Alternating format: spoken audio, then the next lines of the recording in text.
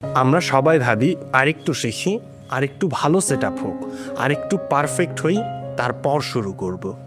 আপনি কি জানেন আপনি আসলে আপনার ব্রেনের একটা বিশেষ ডিফেন্স মেকানিজমের শিকার, যেটাকে সাইকোলজিস্টরা বলেন অ্যানালাইসিস প্যারালাইসিস।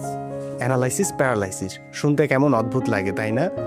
কিন্তু আপনি যত বেশি পারফেক্ট হওয়ার চেষ্টা করছেন, আপনি তত বেশি আপনার ব্রেনের সফলতার সম্ভাবনাকে মেরে ফেলছেন আপনার নিজের অজান্তেই।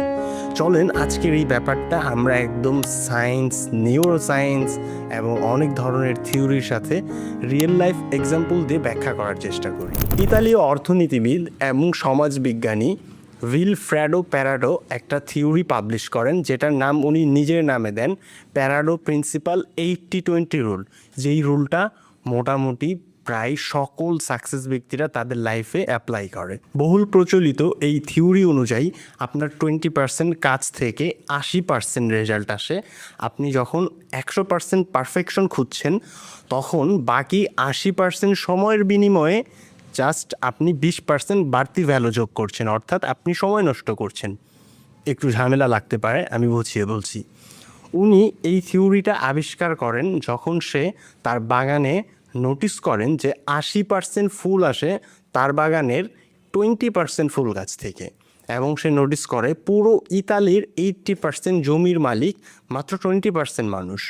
তারপরে সে এইটা অর্থনীতি এবং ব্যবসার পারপাসে খাটিয়ে দেখে, সেম আপনার 80% সেল হয় 20% কাস্টমারের কাছ থেকে। এডুকেশনের ক্ষেত্রে 20% বইয়ের মধ্যে 80% ইম্পর্টেন্ট মেসেজ থাকে। সব থেকে সহজ এক্সাম্পল যদি দেই, খারাপ স্টুডেন্ট যারা সারা বছর না করে পাশ করে, তারা এই 80-20 রুল দিয়ে পাশ করে, কারণ 20% পড়া থেকেই 80% প্রশ্ন রিপিট আসে। I hope you understand. মানে আপনার বইয়ের 20% পড়া, যেগুলো পড়লে আপনি 80% রেজাল্ট আনতে পারবেন, এইটাই হচ্ছে মূলত এই থিওরিটা। চলেন এবার একটা খুবই গুরুত্বপূর্ণ গবেষণা দেখি, the clay pot experiment. Florida ইউনিভার্সিটির প্রফেসর জেরি উলসম্যানের একটি বিখ্যাত গবেষণা আছে। তিনি তার ফটোগ্রাফির ছাত্রদের এক পক্ষকে বলেছিলেন সারা সেমিস্টারে শুধু একটি পারফেক্ট ছবি জমা দিতে হবে, এবং অন্য পক্ষকে বলেছিলেন যত বেশি পারো দাও, পারফেক্ট হোক বা না হোক, অনেকগুলো ছবি তুলে জমা দিতে হবে সেমিস্টারে। ফলাফল কি আপনি গেস করেন তো? ফলাফল চমকে দেওয়ার মতন সব থেকে সেরা এবং পারফেক্ট ছবিগুলো এসেছিল ওই দ্বিতীয় পক্ষের কাছ থেকে, যারা অনেকগুলো ভুল ছবি তুলেছেন, কিন্তু ভুল ছবির মাঝখানেই ওনারা পারফেক্ট ছবিও তুলেছেন। তো আমরা এই গবেষণাটা থেকে কি বুঝতে পারলাম, যে আপনি যদি পারফেক্টের আশায় থাকেন, তাহলে অনেক সময় আপনি একটা জিনিস হয়তো বা শুরুই করতে পারবেন না। কিন্তু আপনি যদি শুরু করে দেন, তখন আপনার অনেক ভুল হতে পারে, কিন্তু সেই ভুলগুলো আপনাকে আরও উন্নতির দিকে নিয়ে যাবেন। আপনি প্রতিদিন নিজেকে বেটার করতে পারবেন। যেমন দ্বিতীয় পক্ষের স্টুডেন্টগুলো, তাদের কাজই ছিল অনেক ছবি তুলতে হবে, ভালো হোক কিংবা খারাপ হোক, পর্যাপ্ত পরিমাণের ছবি দিতে হবে। সো তারা অনেকগুলো ছবি তুলেছে এবং এর মধ্যে থেকে সব থেকে ভালো ছবিগুলো বের হয়েছে। অন্যদিকে যারা একদম পারফেক্ট খোঁজার চেষ্টা করছিল, তারা আসলে পারফেক্ট ছবিগুলো কিন্তু তুলতে পারে নাই, রাইট?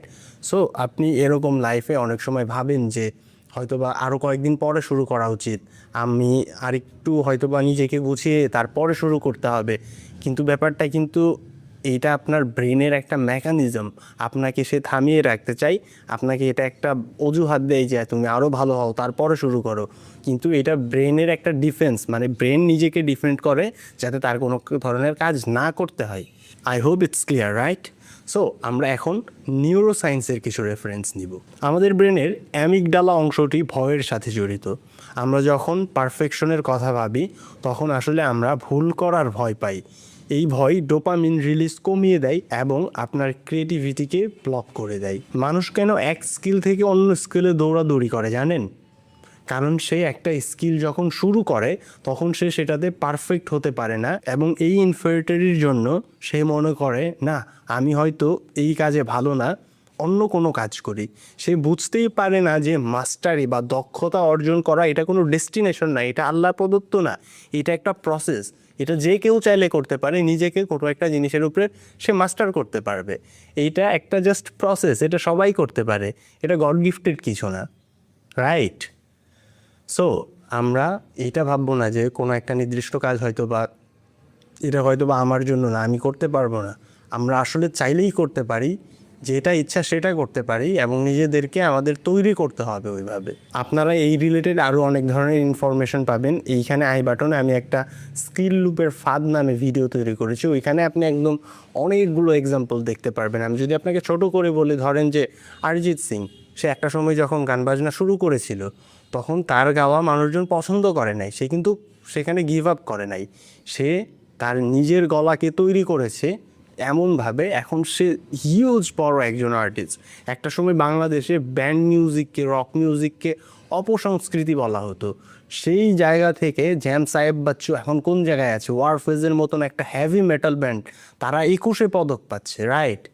সো নিজেকে কখনোই কোনো কাজে না পেয়ে গিভ আপ করে দেওয়া যাবে না, সেই কাজের মাস্টার না হওয়া পর্যন্ত প্রসেস চালিয়ে রাখতে হবে। তো এখন এই সব কিছুর সলিউশন কি? The 70% rule. পৃথিবীর বড় বড় টেক কোম্পানি যেমন গুগল, মেটা বা অন্যান্য সফটওয়্যার 100% পারফেক্ট করে লঞ্চ করে না, তারা 70% রেডি হলে লঞ্চ করে দেয় বেটার ভার্সনটা, তারপর ইউজারের কাছ থেকে ফিডব্যাক নিয়ে তারা সেটা আস্তে আস্তে ঠিক করে। এটাকে বলা হয় iterative process. Done is better then perfect. একটি শেষ হওয়া কাজ, যেটা যেমনই হোক, একটি না করা পারফেক্ট কাজের আইডিয়ার চেয়ে 1000 গুণ ভালো। আপনি একটা জিনিস করেছেন এবং একটা জিনিস জাস্ট ভেবেছেন, দুইটার মধ্যে যেটা আপনি করেছেন সেটা 1000 গুণে ভালো, সেটা আপনি ভুল করেন কিংবা না করেন।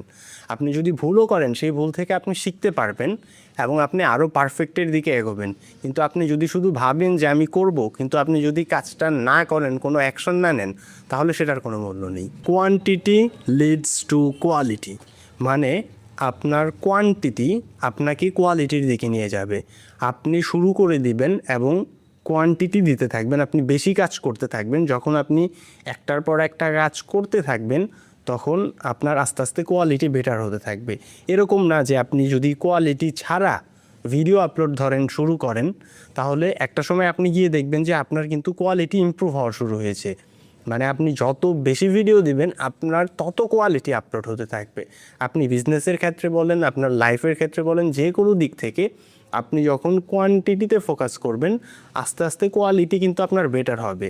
কিন্তু আপনি যদি শুধু কোয়ালিটির উপরেই ফোকাস করেন, তাহলে আপনি একটা কোয়ান্টিটিও দিতে পারবেন না, রাইট? সো কোয়ান্টিটি আপনাকে আস্তে আস্তে কোয়ালিটি বেটারের দিকে নিয়ে যাবে। তো পরের বার যখন মনে হবে না আমি এখনও রেডি হই নাই, তখন নিজেকে প্রশ্ন করবেন, আপনি কি আসলে রেডি হন নাই, নাকি আপনি আপনার ভয়কে পারফেকশনিজমের একটা দোহাই দিয়ে শুধু ঢেকে দিচ্ছেন?